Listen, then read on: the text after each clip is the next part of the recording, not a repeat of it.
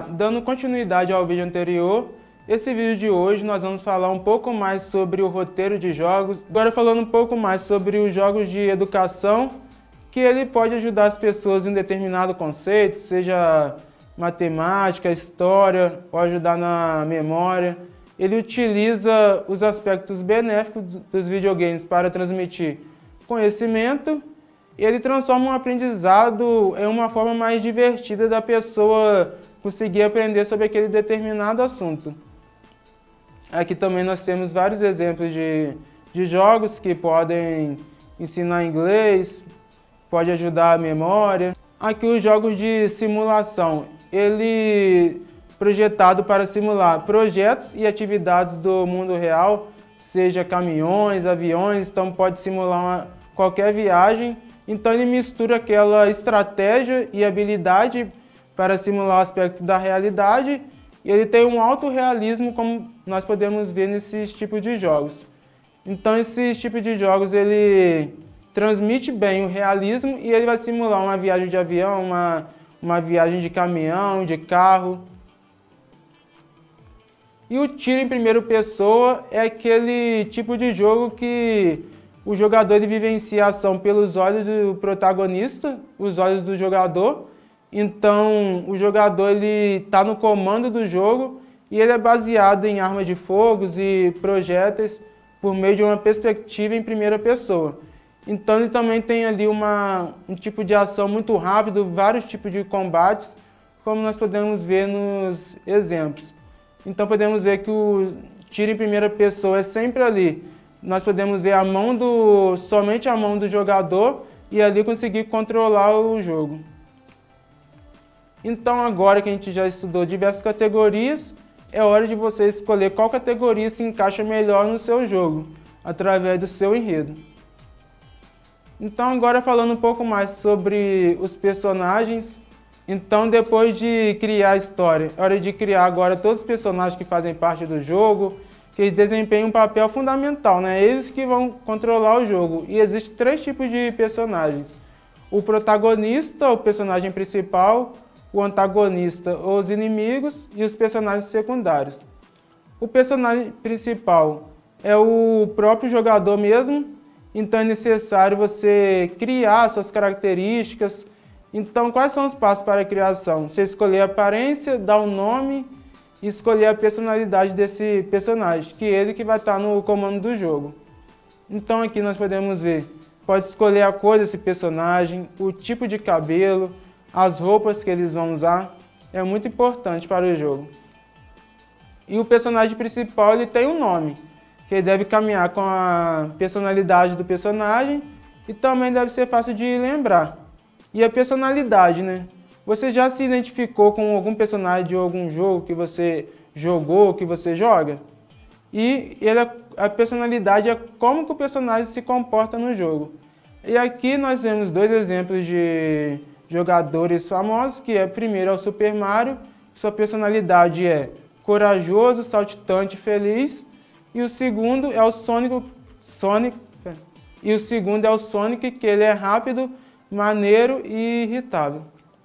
Então agora que você já viu os exemplos, é hora de você criar seu personagem principal com as características e com as personalidades. Então o personagem secundário ele também faz parte do jogo e ele interage ali com o personagem principal. Então pode ter um ou vários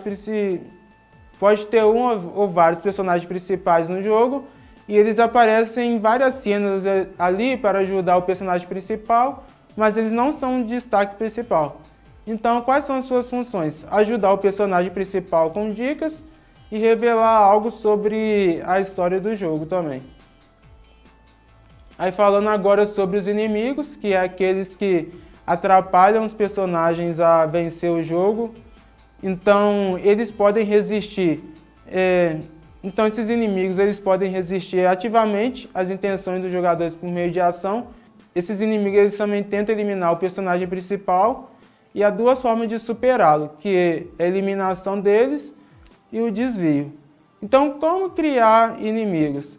Então, você primeiramente deve definir quais são as fraquezas do jogador principal, que aí assim você consegue uma forma de eliminar ele e depois você cria o seu inimigo, define o comportamento e como o inimigo também pode ser superado, como ele pode ser abatido no jogo. Então, o comportamento de inimigo tem vários, tem o movimento que eles podem para a direita, esquerda, para cima, para baixo, flutuar. Então, a qualidade, né?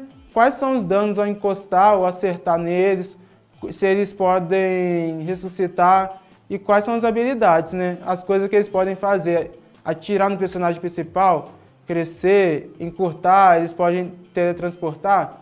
Então é muito importante para o jogo. Então agora falando um pouco mais sobre o diálogo, que é a conversa entre os jogadores e é exatamente como acontece no roteiro. Então, que é importante? Eles precisam ter um sentido, pois conversas sem sentido eles confundem o jogador a vencer o jogo, a concluir o objetivo do jogo e pode fazer ou quebrar essa imersão do jogador dentro do jogo. Então, algum exemplo de diálogo em um jogo fala um pouco mais sobre o caminho, dá algumas dicas para o personagem principal. Então, agora que você já viu sobre o diálogo, o seu jogo ele terá diálogo?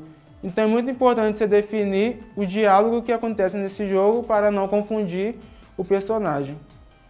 Então, agora falando um pouco mais sobre a interação, que é a forma como o jogador principal interage no jogo, ou com os jogadores secundários e inimigos.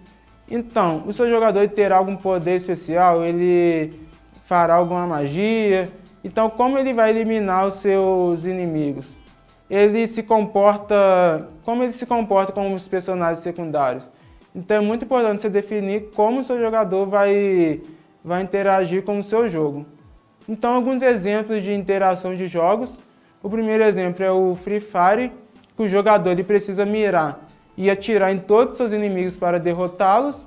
E além disso, ele também precisa se defender para continuar no jogo, através dos bloqueios ou ele desviar. E o segundo é o GTA, que ele pode ter poderes especiais, como não ser perseguido pela polícia, ou ter carros voadores, ou ele voar também. Então, essas são as formas que esses jogadores, o principal, interagem com o jogo.